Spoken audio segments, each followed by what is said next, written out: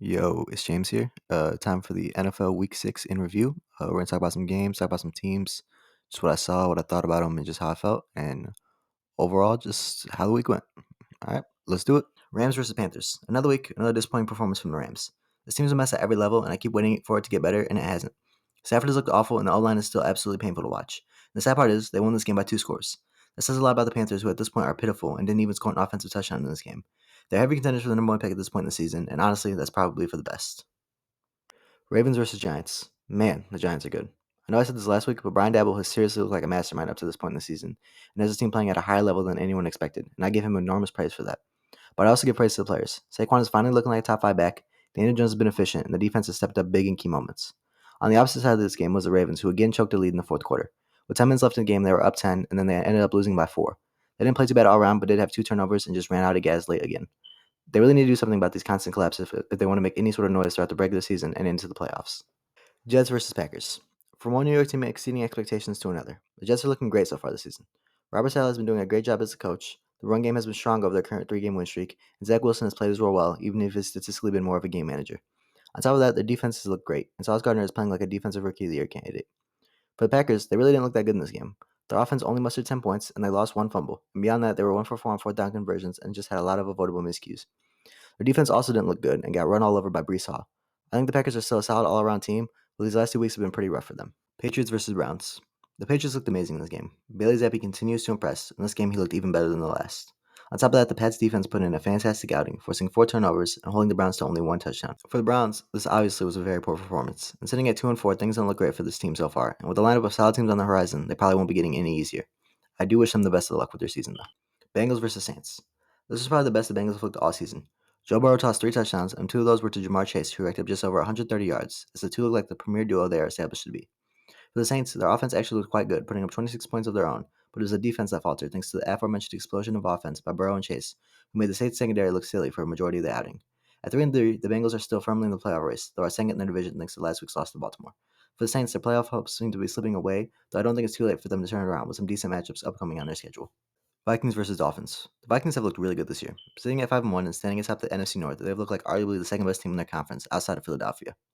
In this game, they matched up well with the Dolphins and put in a solid all-around effort in order to walk away with the win. If they can continue to play as well, then this could be a really good season for them. For Miami, they've been really hurt by injuries. Tua is still out, and neither Teddy B or rookie Skylar Thompson has been able to fill the void his absence has left. Tyreek Hill still played well in this game, but ultimately it wasn't enough, and they fell victim to a good team while not being at full strength. If they can get healthy, this team could still do some damage this year, but the injury bug is really holding them back. Jaguars versus Colts. Matt Ryan came to life for the first time this season, and the Colts looked absolutely phenomenal as a result. Their offense moved the ball well, and they were incredibly efficient on 3rd down, which helped them en route to putting up an impressive 34 points and getting the W. If the Colts can take the momentum from this win and carry it forward, they definitely still have a fighting chance for the playoffs, playing in the weak AFC South. Speaking of the AFC South, the Jaguars are in the same division and have been on a rough skid the past couple weeks, losing their last 3 in a row as they've come back down to earth from their incredibly hot start. They didn't play too horribly this week, but the Colts were just that much better, which could be the story of the season as both teams vie for their life in the division in the AFC playoff race. 49ers versus Falcons. The Falcons looked really good in this game.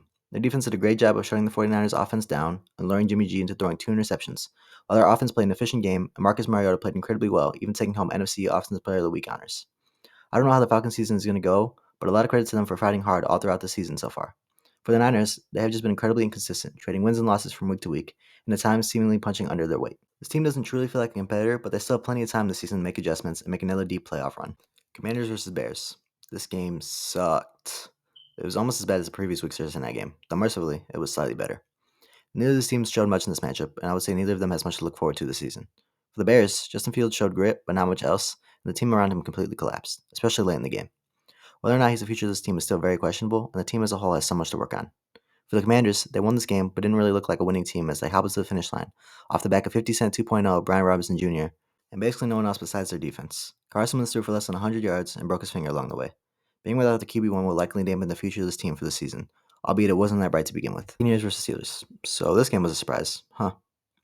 This game was a drag-out affair where each team fought pretty hard, but by the end of it, it was the Steelers that pulled off what was realistically an upset win over Tom Brady and the Buccaneers. For the Steelers, this is a big win, and it keeps them from falling too far behind in their division, though how long this bit of life will last is pretty uncertain. For the Bucs, this team is sitting at 3-3, but to be honest, they haven't looked that impressive to me so far this season. And this loss was really a showcase of that, especially when you look at what Buffalo did to the same squad just last week. They're still a solid team and are contenders in the NFC, but clearly aren't the best team in the conference and are a little worse than expectations thus far. Cardinals versus Seahawks. This was a pretty messy game from both teams. The Cardinals looked discombobulated on offense, and their defense got run all over by KW3. Kyler himself was dangerous on the ground, but was horribly inefficient through the air, which is part of the reason why the Cards only managed to put up 9 points throughout the contest. For the Seahawks, as mentioned, rookie running back Kenneth Walker III put in a stellar performance and is making a really strong campaign to hold on to that running back one position throughout the season. Their defense was also really solid, racking up 5 sacks and forcing 2 turnovers to really help push Seattle to a much needed win. Overall, neither of the teams are looking amazing, but since their whole division is struggling, who knows how the rest of the season will unfold, especially with the Cardinals getting Hopkins back next season. Bills versus Chiefs. This game is exciting, but I mean, when it comes to these two teams squaring off, it always is. The Bills got the better of the Chiefs this time, but both of these teams prove why they are top dogs, not only in their conference, but in the whole league. Josh Allen is likely going to win MVP if he keeps up his current pace, and rightfully so.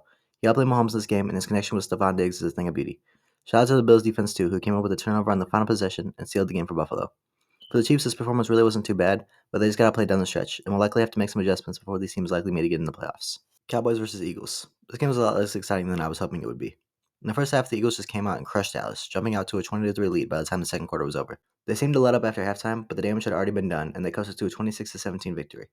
Philadelphia is as good as their record reflects, and they are the leading contenders in the NFC right now. The let up in the third and fourth quarters could be a place of concern, but I personally wouldn't worry about it, as I believe it's something they won't make a habit of as the year goes on. For Dallas, the Cooper Rush hype was fun, but with Dak Prescott coming back, he will take the starting role, and this team still has plenty of life in the playoff race, though they do have some work to do if they want to topple the Eagles amongst other teams and make the Super Bowl. Chargers versus Broncos. They really need to stop putting the Broncos on primetime. This game was a dud. The Broncos lost again, Russ was again disappointing, and Nathaniel Hackett continues to prove that he isn't a good NFL coach, and Denver is just overall bad. The Chargers, on the other hand, didn't look much better in this game. They won, but barely, and it took overtime for them to get the 3-point W. Justin Herbert played arguably the worst game of his young career, and the team was really just the lesser of two crappy squads on this night. I think looking forward, the Chargers will still be able to stake some claim on the playoffs and are clearly a very solid team, but I can't say the same for Denver, who don't seem to be very good at all, and will continue that way unless some things change drastically.